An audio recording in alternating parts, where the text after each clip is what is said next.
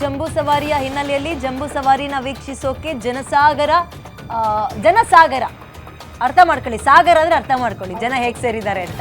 ಸಾರ್ವಜನಿಕರನ್ನ control ಮಾಡೋಕ್ಕೆ ಪೊಲೀಸರು ಪಾಪ ಹರಸಾಹಸ ಪಡ್ತಾ ಇದ್ದಾರೆ ಪ್ರತಿ ವರ್ಷದಂತೆ. ಅಂಬಾರಿ ಸಾಗುವ ಮಾರ್ಗದಲ್ಲಿ ಜನ ಕಿಕ್ಕಿರಿದು ತುಂಬಿದ್ದಾರೆ.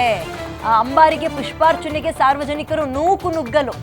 ಆಮೇಲೆ ಇನ್ನೊಂದು ಏನಪ್ಪಾ ಅಂತ ಹೇಳಿದ್ರೆ, ಈಗ ಹಿಂದೆ ಮಕ್ಕಳ ಸಮೇತ ಸಾರ್ವಜನಿಕರು ಬಂದಿದ್ದಾರೆ. ಸ್ವಲ್ಪ ಜೋಪಾನ, ಯಾಕಂದ್ರೆ ಕಾಲು ತುಳಿತ ಇಂಥದ್ದು ಏನು ಆಗಬಾರ್ದು, ತಳ್ಳಾಟ ನೂಕಾಟ. ಇಲ್ಲಿ ನೋಡಿರುವಂಥವ್ರು ಹಂಗೆ ಮನೆಗೆ ಹೋಗಲ್ಲ, ಇನ್ನೊಂದ್ಸಲ ನೋಡೋಣ ಅಂತ ಬರ್ತಾರೆ. ಕ್ರೌಡ್ ಜಾಸ್ತಿ ಆಗಿತ್ತು ಅವಾಗ. ಹಾಗಾಗಿ ಮೈಸೂರಿನಲ್ಲಿ ಅದ್ದೂರಿ ಜಂಬೂ ಸವಾರಿಯ ಹಿನ್ನೆಲೆಯಲ್ಲಿ ಲಕ್ಷಾಂತರ ಜನ ಸೇರಿದ್ದಾರೆ. ನಾವು ಲಕ್ಷಾಂತರ ಜನ ಅನ್ನೋದಕ್ಕಿಂತ ಒಂದು ಪದ ಬಳಸಿದ್ವಿ, ಏನಿಲ್ಲಿ ಜನಸಾಗರ ಅಂತ ಅರ್ಥ ಮಾಡ್ಕೋಬೇಕು. ಸಾಗರದ ರೀತಿಯಲ್ಲಿ ಜನ ಅಲ್ಲಿ ಕ್ರೌಡ್ ಸೇರಿದ್ದಾರೆ ಅಂತ. ಮೇಡಮ್, ಆಮೇಲೆ ಈ ಗೊಂಬೆಗಳ ಬಗ್ಗೆ ಹೇಳಿ. ನೀವು ಹೇಳಿದ್ರೆ ಒಂದೊಂದು ದಿನ ಒಂದೊಂದು ರೀತಿಯ ಬಣ್ಣದ ಬಟ್ಟೆಗಳನ್ನ ನವರಾತ್ರಿ ಟೈಮ್ನಲ್ಲಿ ಅಲ್ಲಿ ಪ್ರಮುಖವಾಗಿ ಎರಡು ರಾಜ ರಾಣಿ, ಪಟ್ಟದ ರಾಜ ಪಟ್ಟದ ರಾಣಿ ಅಂತ ಎರಡು ಗೊಂಬೆಗಳನ್ನ ಪ್ರತಿ ಮಹಿಳೆ ಮದುವೆ ಮಾಡ್ಕೊಂಡು ಹೋಗುವಾಗ ಅವಳು ತವ್ರ ಮನೆಯಿಂದ ತಗೊಂಡು ಹೋಗ್ತಾಳೆ. ಅಲ್ಲಿ ಆ ಪಟ್ಟದ ರಾಜ ರಾಣಿಯನ್ನ ಮಧ್ಯಕ್ಕಿಟ್ಟು ಮುಂದೆ ತಮ್ಮ ಕುಟುಂಬದ ಮನೆತನದ ದೇವರು, ಅದ್ರ ಜೊತೆಗೆ ಮಹಾಭಾರತ ರಾಮಾಯಣ ಆ ಕಥೆಗಳದ್ದು ಅದನ್ನೆಲ್ಲನೂ ಇಟ್ಟಿರ್ತಾರೆ. ಹಾಗಾಗಿ ಒಬ್ಬೊಬ್ಬರು ಮನೆಯಲ್ಲೂ ಒಂದೊಂದು ಥೀಮ್ ಪ್ರಕಾರ ಇಟ್ಕೊಂಡು ಹೋಗ್ತಾರೆ.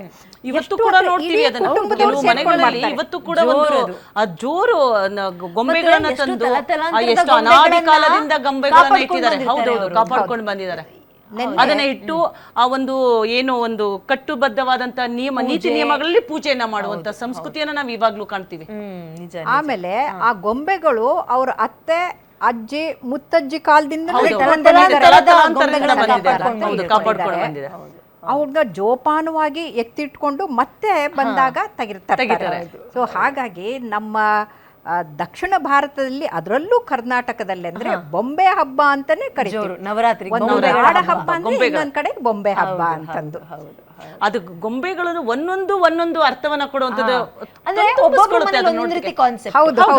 ಒಂದು ಪಟ್ಟದ ರಾಜ ಪಟ್ಟದ ರಾಣಿ ಒಂದಾದ್ರೆ ಸುತ್ತಮುತ್ತ ಈ ಆಮೇಲೆ ಓಲಗದವರು ಜಂಬೂ ಆಮೇಲೆ ಪಕ್ಕದಲ್ಲಿ ಮಾರಾಟ ಮಾಡೋ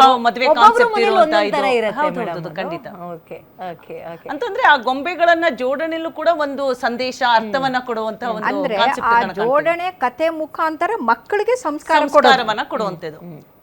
ಅವರು ತಪ್ಪು ದಾರಿಗೆ ಹೋಗ್ದೇನೆ ಸರಿ ದಾರಿಗೆ ಹೋಗ್ಬೇಕು ಅಂತಂದ್ರೆ ಮಕ್ಕಳಿಗೆ ಆ ಕತೆ ಮುಖಾಂತರ ಸಂಸ್ಕಾರ ಆಚಾರ ವಿಚಾರ ಸಂಸ್ಕೃತಿ ಹೇಗಿದೆ. ಅದಕ್ಕೆ ಒಂದು ನನ್ನ ಹನಿಗವನ, ಇರಲಿ ನಮ್ಮ ಆಚಾರದಲ್ಲಿ ವಿಚಾರ, ಇರಲಿ ನಮ್ಮ ವಿಚಾರದಲ್ಲಿ ವಿದ್ವತ್ತು, ಇರಲಿ ನಮ್ಮ ವಿದ್ವತ್ತದಲ್ಲಿ ವಿವೇಕ, ಇರಲಿ ನಮ್ಮ ವಿವೇಕದ ಜೊತೆಗೆ ವಿವೇಚನೆ, ಇರಲಿ ನಮ್ಮ ಆಚಾರ ವಿಚಾರ ವಿದ್ವತ್ತು ವಿವೇಕ ವಿವೇಚನೆ ಜೊತೆಗೆ ಹೃದಯ ವಿಶಾಲತೆ ವಿಜಯೇಶ್ವರಿ ಅಂತ.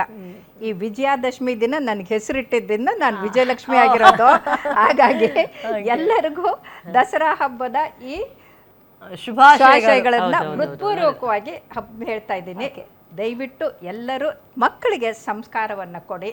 ಭಾರತದ ಸಂಸ್ಕೃತಿಯ ಬಗ್ಗೆ ಅವರಲ್ಲಿ ಹೆಮ್ಮೆ ಹಿರಿಮೆ ಗರಿಮೆಗಳನ್ನ ಆಚಾರ ವಿಚಾರಗಳು ಮುಂದಿನ ತಲೆಮಾರಿಗೂ ಕೂಡ ಅದು ಹೋಗಬೇಕು. ಬರೀ ಇದು ನೋಡೋದಲ್ಲ, ಇದು ನೋಡಿದ ಮೇಲೆ ನಾವು ಏನನ್ನ ಅಳವಡಿಸ್ಕೊಳ್ಬೇಕು ಅನ್ನೋದನ್ನು ಕೂಡ ಬದಲಾಯಿಸ್ಕೊಳ್ಬೇಕು ಅನ್ನೋದನ್ನು ಕೂಡ ಕಲಿಬೇಕು ನಾವು. ವಿಜಯದಶಮಿ ಅಂದ್ರೆ ಆ ದುಷ್ಟನನ್ನ ಸಂಹಾರ ಮಾಡಿದ್ದು ಅಂತ ಹೆಂಗಿದೆಯೋ, ಕೆಟ್ಟದರ ಮೇಲೆ ವಿಜಯದ ಸಂಕೇತ. ವಿಜಯ, ಕೆಟ್ಟದರ ಮೇಲೆ ವಿಜಯ. ಆವಾಗ ಅಸುರರು ಅಂತಿದ್ರು. ಈಗ ನಮ್ಮಲ್ಲಿರೋ ದುರಭ್ಯಾಸಗಳೇ ಅಸುರರು, ದುಶ್ಚಟಗಳೇ ಅಸುರರು. ವಿಜಯದಶಮಿ ದಿನ ನಾವು ಅದನ್ನ ಗೆದ್ದು ವಿಜಯವನ್ನು ಆಚರಿಸಬೇಕು ಅಂತ. ಇದು ವಿಜಯದಶಮಿ. ಅಲ್ಲಿ ಹೋದೆ ನಾನು ಚಾಮುಂಡಿ ತಾಯಿ ನೋಡ್ದೆ ಆಗಲ್ಲ, ನಮ್ಮನ್ನ ನಾವು ಗೆಲ್ಕೋಬೇಕು. 10 ಅಸುರಿ ಸಂಪತ್ತು ಯಾವುದು ಅಂದ್ರೆ ನಾವು ಏನಂತೀವಿ, ಕಾಮ ಕ್ರೋಧ ಲೋಭ ಮೋಹ ಮದ ಮತ್ಸರ ಜೊತೆಗೆ ಅಹಂಕಾರ ಕ್ರೌರ್ಯ, ಅದರ ಜೊತೆಗೆ ಸ್ವಾರ್ಥ, ಇವೆಲ್ಲವೂ ಕೂಡ ಈ ಮನುಷ್ಯರನ್ನ ಮೃಗಗಳಿಗಿಂತ ಕಡಿಮೆ ಮಾಡ್ತದೆ. ಅದು ಹೋಗ್ಬಿಟ್ಟು ನಾವು ಮಾನವರಿಂದ ಮಾನವರಾಗಬೇಕು ಅಂತಂದ್ರೆ ನಮ್ಮ ಎಲ್ಲ ಅಸುರಿ ಸಂಪತ್ತವನ್ನು ತೆಗೆದು ಇವತ್ತಿನ ಮಕ್ಕಳು ಸೇದೋದು ಕುಡಿಯೋದು ತಿನ್ನೋದು ಮಾಡ್ತಾ ಇದ್ದಾರೆ. ಅದನ್ನು ಬಿಟ್ಟು ಅತ್ಯಂತ ಉತ್ತಮವಾದಂಥ ಜೀವನ ನಡೆಸೋಕ್ಕೆ ನೋಡಿ 9 ದಿನ ವ್ರತ ಮಾಡ್ತೀವಲ್ಲ, ಆ ವ್ರತ ಇಡೀ ಬದುಕಿನ ಮುಖ ಮುಂದುವರಿಬೇಕು. ಆವಾಗ ಮಾತ್ರ ನಮ್ಮ ಬದುಕು ಬಂಗಾರ. ಪ್ರಪಂಚದಲ್ಲಿ ಎರಡೆರಡು ವಿಚಾರಗಳಿಗೆ ಮದ್ದಿಲ್ವಂತೆ. ಒಂದು ಅದೇ ಹೊಟ್ಟೆ ಕಿಚ್ಚಿಗೆ, ಹೌದು ಇನ್ನೊಂದು ಬೇರೆಯವ್ರನ್ನ ಕಂಡ್ರೆ ಅಸೂಯೆ, ಅದು ದ್ವೇಷ, ಒಂದಕ್ಕೆ. ಮದ, ಅಂದ್ರೆ ಎಲ್ಲಾ ಕಾಯಿಲೆಗೂ ಮದ್ದಿದೆ, ಹೊಟ್ಟೆ ಕಿಚ್ಚಿಗೆ ಮದ್ದಿಲ್ಲ. ಅದು ಅಸೂಯೆ, ಅದು 9ನೇದು. ಅದನ್ನು ಬಿಟ್ಟು ಬಿಟ್ರೆ ನಾವು ಇಡೀ ಜೀವನದಲ್ಲಿ ಗೆದ್ದಂಗೆ. ಹೌದು. ಅದಕ್ಕೆ ನಾನೇನ್ ಹೇಳ್ತೀನಂದ್ರೆ 6ನ್ನ ಯೋಗ್ಯವಾಗಿಟ್ಕೊಂಡ್ರೆ ಆರೋಗ್ಯ. ಹೇಳಿ ಮೇಡಮ್. ಆರನ್ನ ಯೋಗ್ಯವಾಗಿ ಇಟ್ಕೊಂಡ್ರೆ ಅದೇ ಆರೋಗ್ಯ. ಯಾವ್ದನ್ನ? ಕಾಮ. ಈ ಕಾಮ ವಿಕಾರ ಆದರೆ HIV, ಏಡ್ಸು ಮತ್ತೆ ಸೆಕ್ಷುವಲಿ ಟ್ರಾನ್ಸ್ಮಿಟೆಡ್ ಡಿಸೀಸಸ್ ಬರುತ್ತೆ. ಆ ಕಾಮ ವಿಕಾರ ಆಗ್ದಂಗೆ ನೋಡ್ಕೋಬೇಕು. 2ನೇದು ಕ್ರೋಧ ಮಾಡ್ಕೊಂಡಾಗ ಮೆದುಳಿನಿಂದ fight or flight hormones 400 times ಉತ್ಪತ್ತಿ ಆಗುತ್ತೆ. ಅದಕ್ಕೆ ಕೆಟ್ಕೋಲಮಿನ್ಸ್ ಕಾರ್ಟಿಸೋಲ್ ಅಂತೀವಿ. ಅದರಿಂದ ಹೃದಯ ನಿಷ್ಕ್ರಿಯಗೊಂಡು ಸುಸ್ತು ಆಗುತ್ತೆ.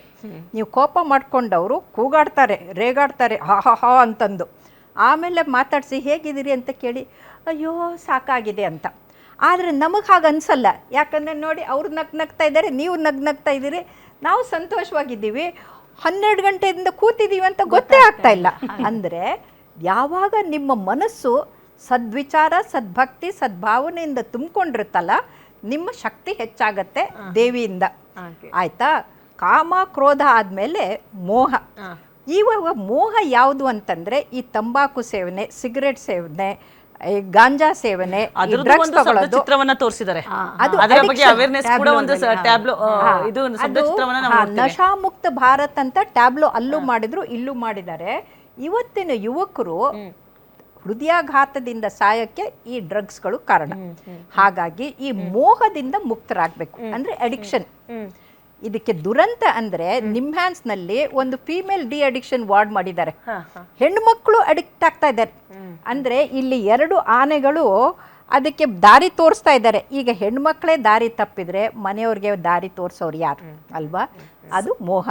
ಇನ್ನು ಮದ ಹೆಣ್ಮಗಳು ಅಂದಿದ್ದಕ್ಕೆ ಒಂದು ಮಾತು ಹೇಳ್ತೀನಿ ಮೇಡಮ್. ಹೆಣ್ಣುಮಗಳು ತಾಯಿ ಆಗೋದಕ್ಕೆ ಅವಳಿಗೆ ಅತ್ಯಂತ ಒಂದು ವಿಶೇಷವಾದ ಸ್ಥಾನ. ತಾಯಿ ಅಂದ್ರೆ ಮರದೊಳಗೆ ಮರ ಹುಟ್ಟಿ ಭೂಚಕ್ರ ಹೂವಾಗಿ ತಿನ್ನಲಾರದ ಹಣ್ಣು ಬಲು ರುಚಿ ಅಂತ ಮಗುವಿಗೆ ಒಂದು ಉದಾಹರಣೆ ಹೇಳ್ತಾರೆ. ಅಂದ್ರೆ ಮರದೊಳಗೆ ಮರ ಹುಟ್ಟಿ ತನ್ನೊಳಗೆ ಇನ್ನೊಂದು ಜೀವವನ್ನ ಸೃಷ್ಟಿ ಮಾಡ್ತಾಳೆ ಅಂದ್ರೆ ಆ ತಾಕತ್ತಿರೋದು ಕೇವಲ ಹೆಣ್ಣಿಗೆ ಮಾತ್ರ. ಅದು ಪ್ರಾಣಿಗಳಲ್ಲೂ ಅಷ್ಟೇ, ಮನುಷ್ಯರು ನಾವು ಪ್ರಾಣಿಗಳ ಇನ್ನೇನು. ಇನ್ನೊಂದು ಪ್ರಾಣಿಯ ಅಂದ್ರೆ ನಮ್ಮನ್ನು ಸ್ವಲ್ಪ ಏನಪ್ಪಾ ಅಂದ್ರೆ ವಿಪರೀತ ಬುದ್ಧಿ ನಮ್ದು. ಅದೊಂದು ಹೇಳ್ತಾರಲ್ಲ, ವಿಪರೀತ ಅದೇನೋ ವಿನಾಶಕ್ಕೆ ಕಾರಣ ಆಗತ್ತೆ. ಹಂಗೆ